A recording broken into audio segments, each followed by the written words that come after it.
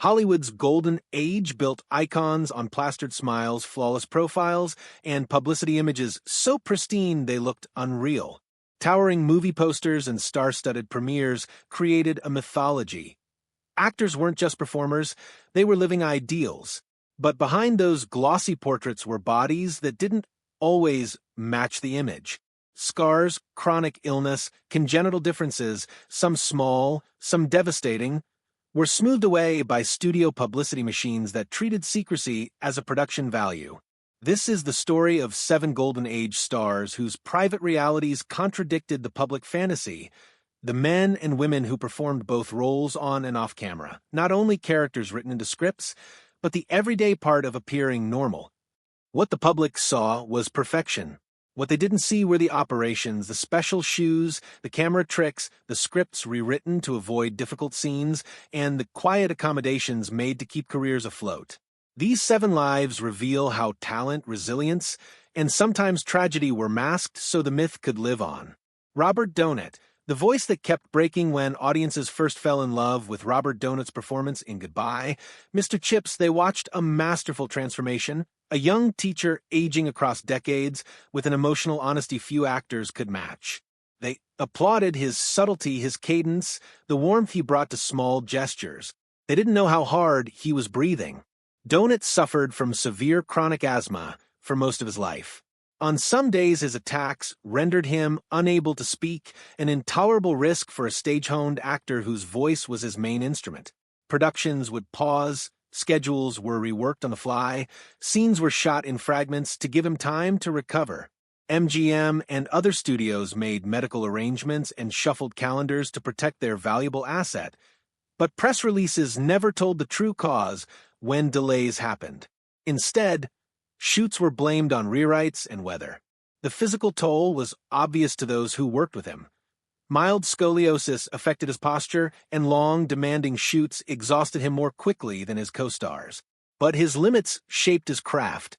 Donat learned to economize his movements, to channel emotional storms into quiet restraint, a technique many acting teachers later pointed to as the source of his power. He was, in every sense, acting twice, once as the character and once as a man faking robust health. His compromises cost him parts. Physically demanding leads were off the table. Roles that might have turned a brilliant career into an epic one were declined because his body couldn't sustain them. By the early 1950s, he was working sporadically. He died in 1958, only 53, having spent decades balancing art and frailty, performing brilliance while his lungs betrayed him. Jean Harlow. The platinum profile that wasn't entirely natural Jean Harlow's name became synonymous with a particular brand of Hollywood glamour, icy, sensual, impossible. Posters made her cheekbones a kind of public property, but the natural profile that lit up the silver screen was, in part, manufactured. When Harlow came to MGM in the early 1930s, studio executives and producers assessed every angle, and they decided her jawline needed work. For a young actress building a star image in a ruthlessly visual industry, that assessment wasn't an opinion, it was an edict. At the time, cosmetic procedures were primitive, sometimes experimental, and often risky. Some early facial augmentations used materials and techniques that today would horrify practitioners and patients alike. Harlow underwent alterations to strengthen her chin and jawline, procedures that the studio's publicity department then scrubbed out of the public record. Early photographs were retouched and archived images removed. Reporters learned quickly, ask the wrong question and you'd lose access. The narrative constructed for the public was absolute. Harlow had always been that platinum bombshell perfection. Those forced changes may have affected her sense of self. Friends later recalled a fragility behind the public persona, discomfort about being loved for a look that had been engineered for her. She died tragically young at 26 and never had to face the long arc that follows aging under a manufactured image. But her case set a precedent. Studios could and would sculpt beauty when the cameras demanded it. Peter Lorre, the face that became a brand, not every unusual feature led to concealment. For Peter Lorre, difference became currency.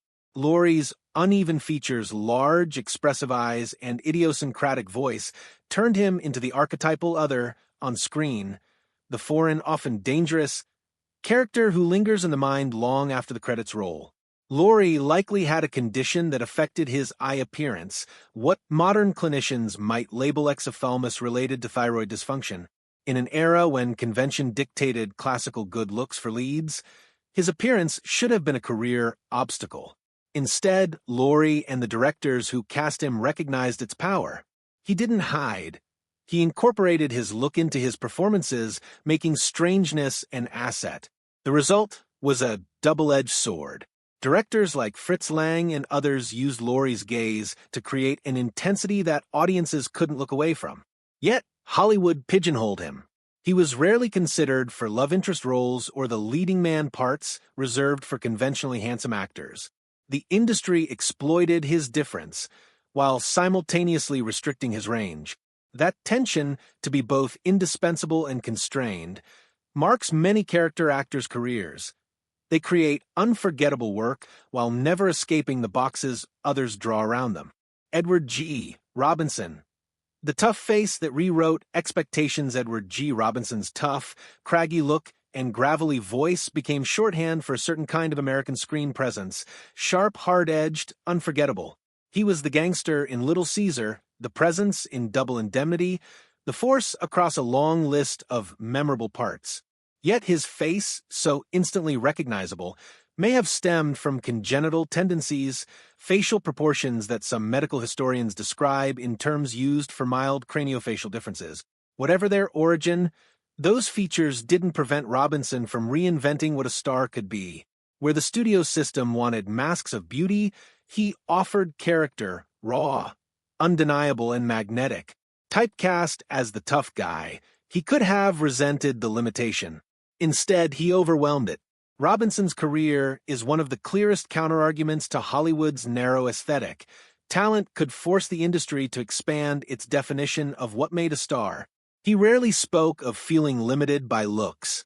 He focused on craft, on using voice and eye contact to draw the audience's attention away from structure and onto performance. Over 5 decades and more than 100 films, he carved out a career that married stardom with an unconventional face. Frances Farmer, genius misread as Madness. Frances Farmer's life reads like a tragedy shaped by misunderstanding. She arrived in Hollywood with beauty, intelligence, and a fierce presence that caught attention in the late 1930s. But behind the striking screen persona were medical and psychological struggles that the studio system didn't know how to accommodate and eventually how to abuse. Family accounts and later investigations point to early childhood medical interventions for a cranial issue. Medical procedures a century ago were sometimes blunt instruments. What they saved in one sense could leave consequences in another. Farmer suffered debilitating migraines and mood disturbances throughout her life, symptoms that modern clinicians might interpret as neurological or affective disorders requiring nuanced care. What she faced in Hollywood was not nuanced care. She was pushed hard by studios that demanded constant availability and unflagging perfection. When she struggled, she was labeled difficult or temperamental. Her erratic behavior, likely an expression of pain and neurological disturbance, became the pretext for punitive measures. She endured involuntary commitment. She was subjected to a lobotomy, a procedure that disfigured not the face but the mind. Farmer's story is brutally illustrative of the era's cruelty. When actors failed to conform, the system's answer was not treatment and accommodation but containment. Her decline was not simply an individual failing. It was the product of a culture that tortured difference into silence and then erased the person beneath it.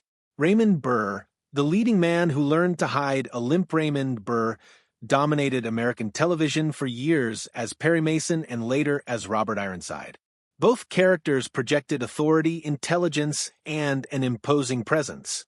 Off-camera, Burr worked within an industry that preferred its leading men physically unblemished.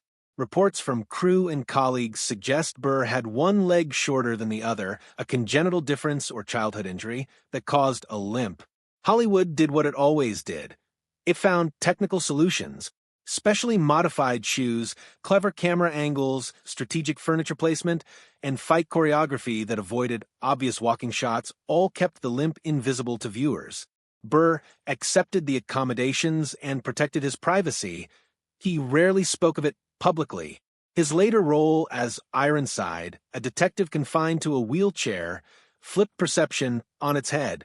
On screen, a man in a chair became commanding rather than diminished, an irony both instructive and telling. Burr's career shows how the industry favored invisibility for certain differences. Hide them until a public role could be fashioned to make them acceptable. It also reveals a stoicism common among male stars of that era: treat the problem as an engineering issue rather than a subject for public empathy. Marlene Dietrich, perfect legs, private exception Marlene Dietrich cultivated an image of exacting control, a precise walk, statuesque posture, a wardrobe that codified glamour. The public admired a certain mythic perfection. What few knew was that Dietrich had a small physical difference, partial webbing between several toes, something entirely cosmetic and functionally irrelevant, but psychologically corrosive in an industry that demanded literal flawlessness. She was meticulous about footwear and presentation, avoiding situations in which the public might glimpse what she considered an imperfection. Her insistence on control extended beyond toes. It became a philosophy of identity. For Dietrich, perception was reality. She tightly managed every photograph, interview, and appearance to protect the legend she had crafted. In doing so, she also kept private the quiet human anxieties that any person with a visible difference knows, the fear that a small thing will break the spell. Dietrich's case is a reminder that Hollywood's obsession with image often reduced the most private, inconsequential differences into public scandals. Her control over her persona was absolute. The minor physical feature, long hidden, became later fodder for biographers as an emblem of the culture that raised icons and then expected them to be inhuman.